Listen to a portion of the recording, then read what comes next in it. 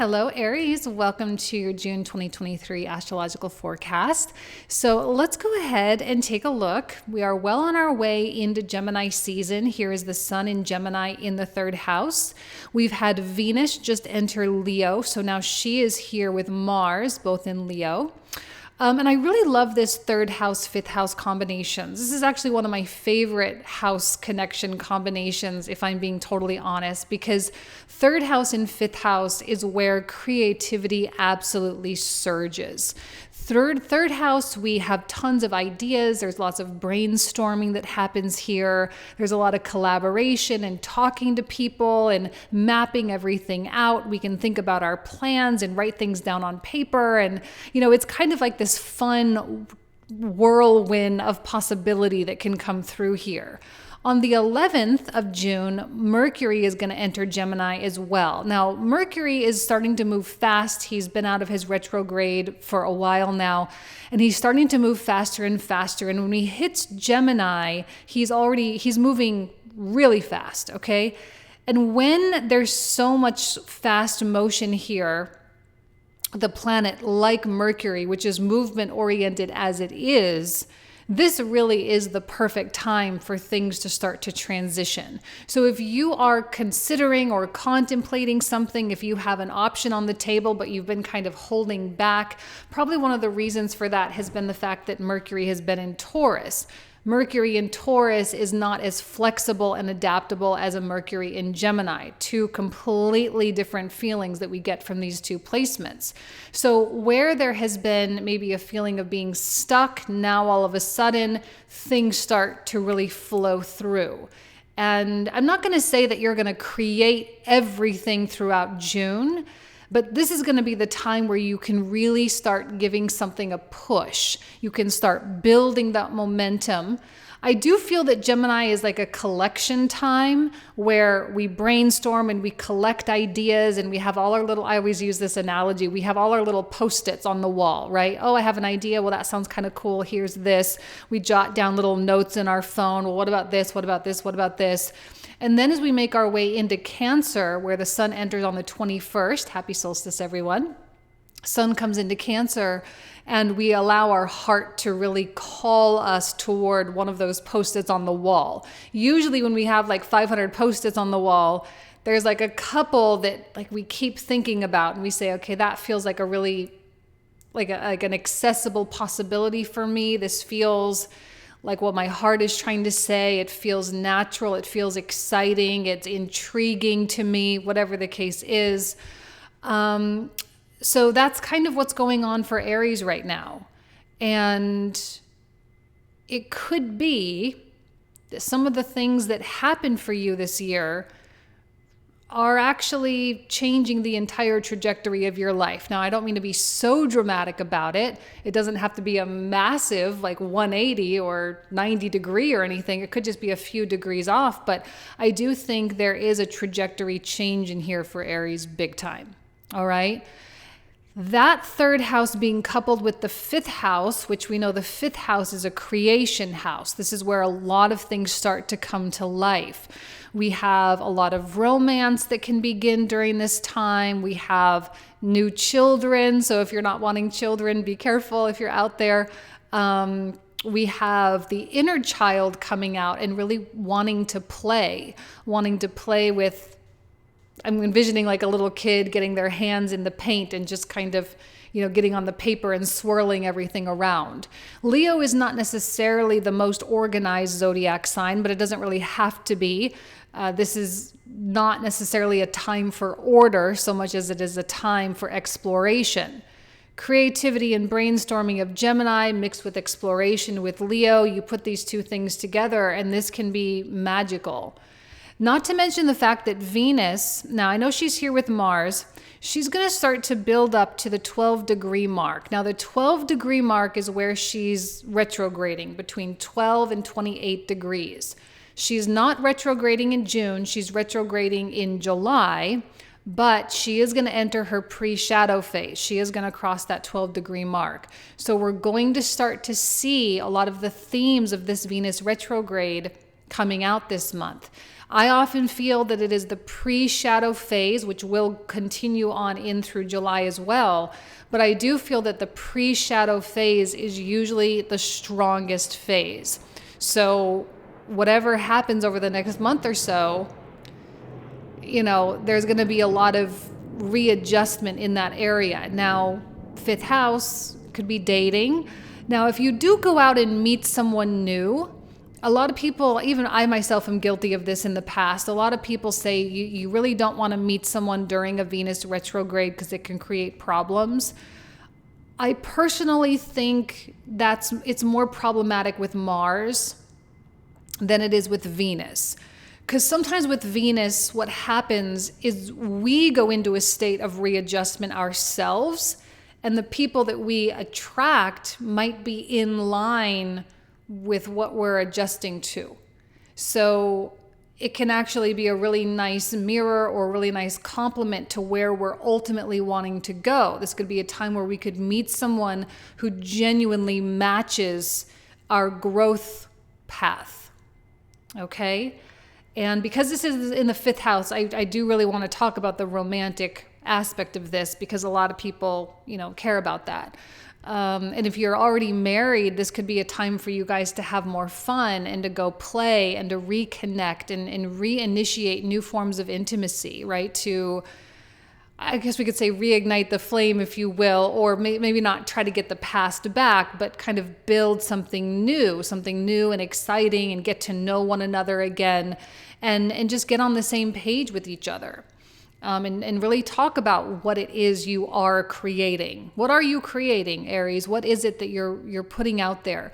Now, with Leo, I don't think of Leo so much as being creating for the sake of providing value. That to me is a little bit more Capricorn. I think Leo is more creating for the sake of self-expression, which is one of the main themes of the archetype, self-expression. And the self-expression itself is healing for you, but it is also healing for other people. So it's not necessarily about creating value and going and making money and doing something really, really great on purpose. It's about getting it out of you and having other people relate and connect with what you're doing. So it's just a little bit of a difference there. But this is more of a self journey in Leo, especially in the 5th house. It's more of a self thing. You're doing it more for yourself. And in so doing, you do ultimately end up helping a community, but really it's for yourself, okay? And it's not like a selfish thing. You're not being selfish here. So I love that. Really, really loving that for Aries. Plus, we also have Jupiter in Taurus still. Obviously, it came into Taurus last month. So he's been in here for a while already. He's just crossed over this North Node here, and he truly is here to help us establish stability.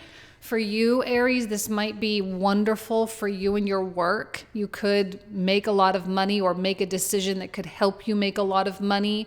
But you might need to make some transitions. It is Gemini season. Between Gemini and Cancer, this is a highly fluctuating time, these 2 months. Mercury ruled Gemini with Moon ruled Cancer. It is okay to not have all the stability in the world. It is okay to allow yourself to fluctuate.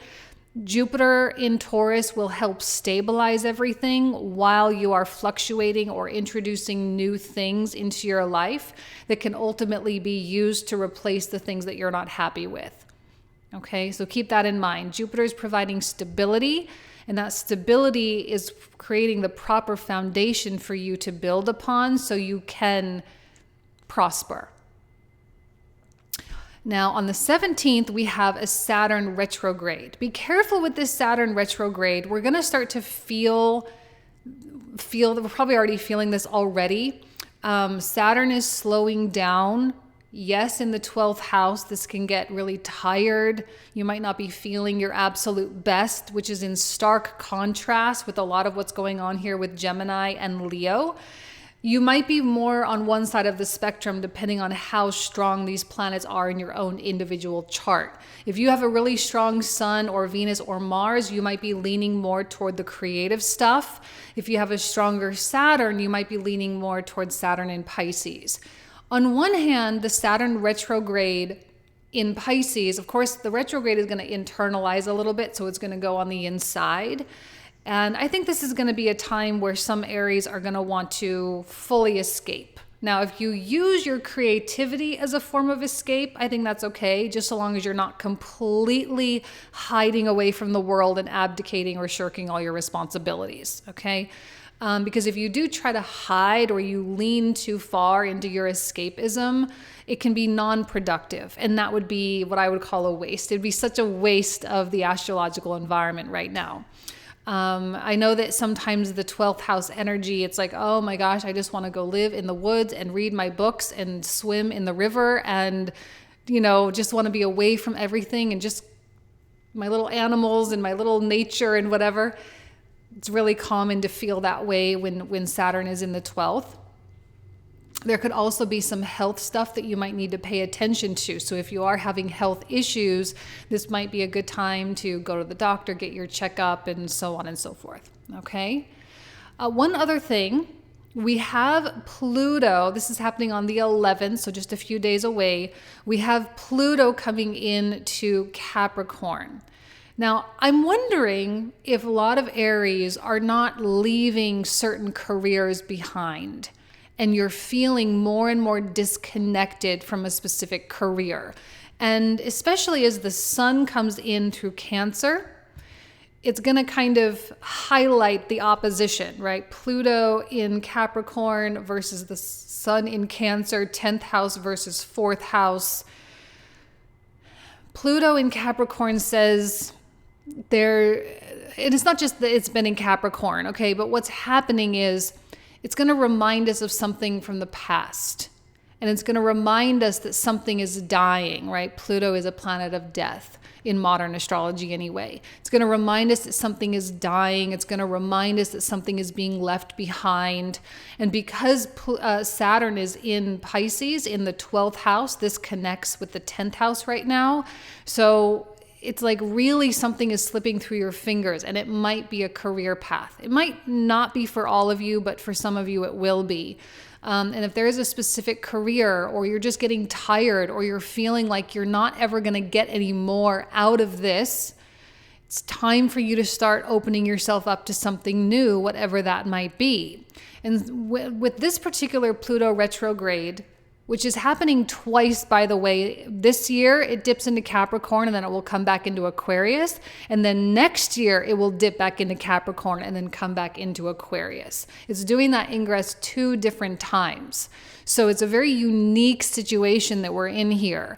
And this is representing the slowness that it is taking for us to truly detach from that hardened world of Capricorn.